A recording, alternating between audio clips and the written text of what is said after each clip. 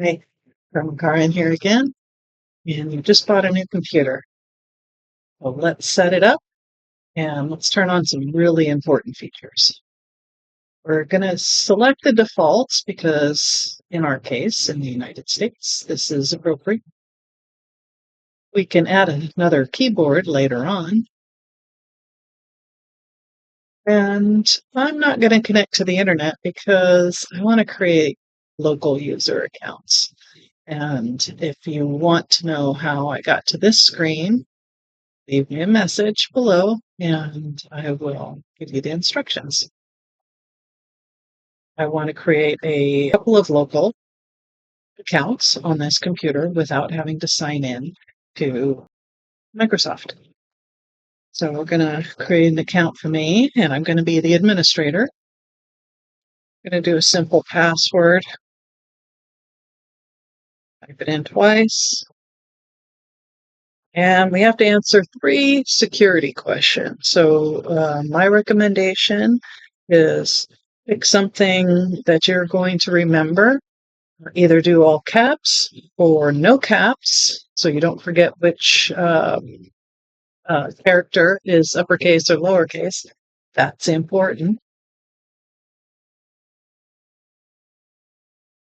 One more question, because I'm not actually answering the real questions here.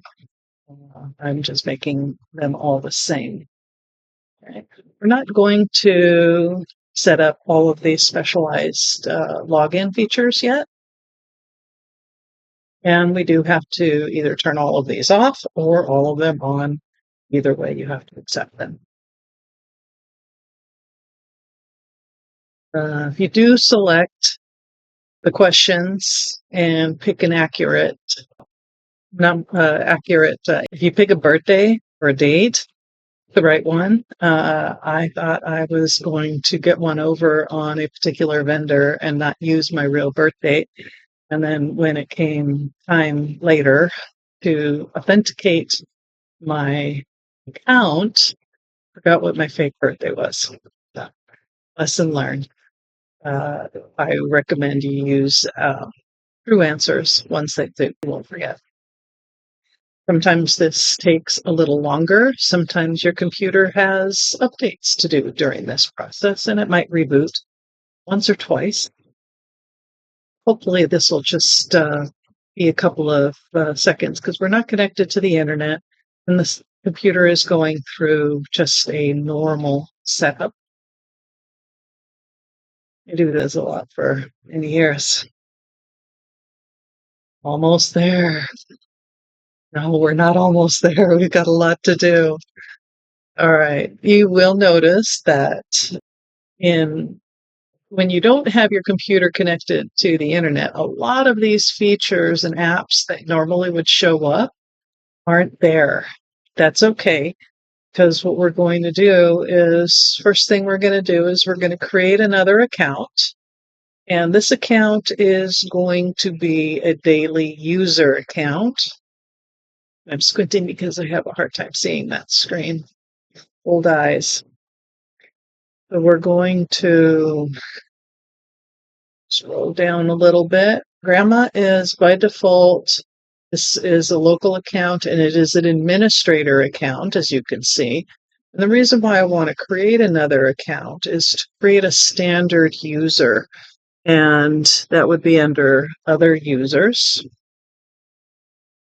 And we're going to create another account. These will be standard users or non-administrative privileges type accounts, unless you change that.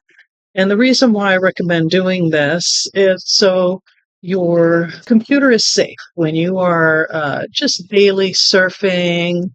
I'm just going to call this daily use.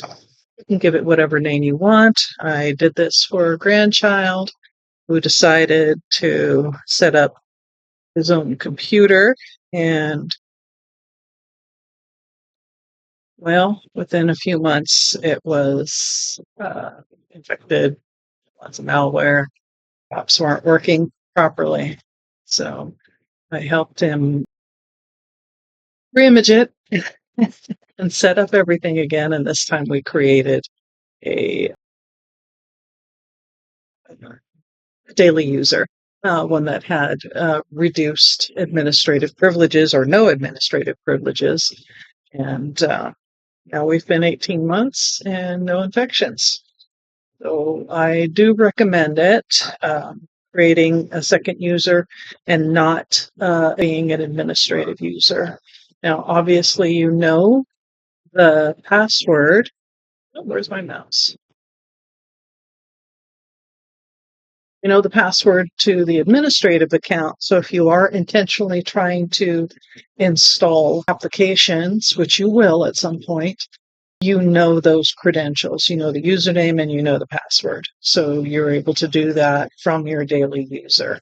I know it's a little extra step. You don't just click yes. Sometimes in the background, when we hit malware sites or browser hacks or any type of Trojan type of viruses, they can compromise your system by installing little utilities without you even knowing it if you are on an administrative account when you hit it. So that's why I recommend, especially for people who have been scammed or hacked before. It's a good practice. All right, we are going to scroll down to Windows Update. And this purpose, we're going to need, once we've made those two accounts. Now, if you don't make all the accounts you need before you've connected to the internet, that add account message changes to using a Microsoft account once again. So if you don't want to create a cloud account on here, unless you're installing your Office 365 or other cloud-based Microsoft products, hold off on connecting to the internet until you have created all the local accounts that you want. All right, we're going to connect to the internet.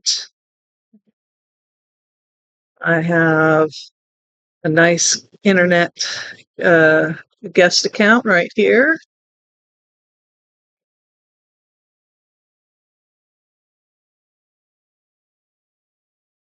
I type that in right. I'm constantly fat fingering my passwords. Okay, looks good. Can verify that we've got the nice internet symbol. Looks like that Wi-Fi symbol on your phone. And let's go ahead and check for updates. Ooh, this is going to be scary.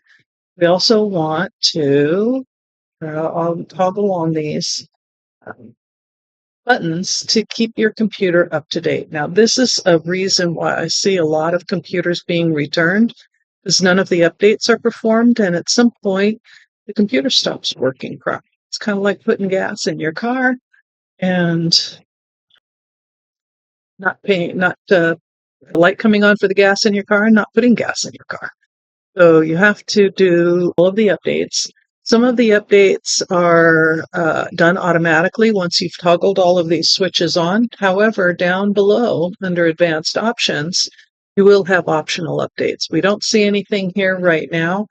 This is typically where the vendor manufacturer of your device, whether it be MSI, HP, Dell, Toshiba, Lenovo, any of those brands out there will plug those hardware updates under optional updates. And those are the important ones. They keep your trackpad and your keyboard and your Wi-Fi and your ports on the side all working properly so you don't have any glitches at all. All right, I can click back on these dots and bring it back to Windows Update, or I can just click on the Windows Update below.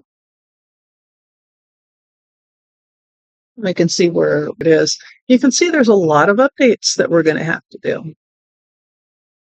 Okay, so one thing about the updates is we don't know how long this computer's been in the box, how long it took from the manufacturing plant to the box, then the warehouse, then shipped to another warehouse, to your retail store. This could have been months, and now you are months behind on the updates.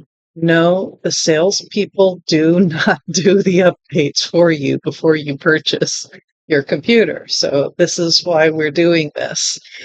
You will have to run all these updates until it says to restart, because many updates have to be applied to the hardware, and you want them to install properly. Now, we may go from update 2 to update 3, but out in the world, we're at update 10. So you want to reboot and apply update 3. And then when you do 3 and reboot, it'll say, here's 4. You can't go from 3 to 10. You'll have to do 4, then 5 reboot, then 6 reboot, then 7 reboot. And I'm using that analogy to kind of get you in the mode of checking your updates frequently. I do at least once a week. I recommend this for my customers, especially in a business environment, whether they be teachers, government workers, or just home business owners. Check it once a week, once every other week at latest. That way your computer, your investment will work properly. There's only one exception to performing these updates, and that is when you have a business-owned computer and you are running business-owned software. There should be IT people who are controlling those updates, and they, in theory, will vet the updates to make sure they're safe for not only your computer, but they won't break anything with the software that you're running in order to do business or to be an employee of the business. There are some picky pieces of software out there that don't respond well to Windows updates, and typically your IT staff will check those out for you. So we're going to be waiting for all of these updates to get completed, reboot our computer a few times, and now that we're connected to the internet, you can add your Microsoft account to then download your Office 365 or other cloud-based applications. You're writing down your passwords, right? Yes, you are. You're putting them in a book. You're putting your username, password, hopefully website, and the last date that you changed your password. That way you don't get lost looking at 5 Verizon accounts and you don't know which password to use. Every time you change your password, you want to put that date down there in your notes. However you keep your passwords. Book, a software program to lock it, notes in your phone, however you keep it, make sure you put the date that you last changed your password. All right, I'm going to end it right now, and we'll see you in the next video.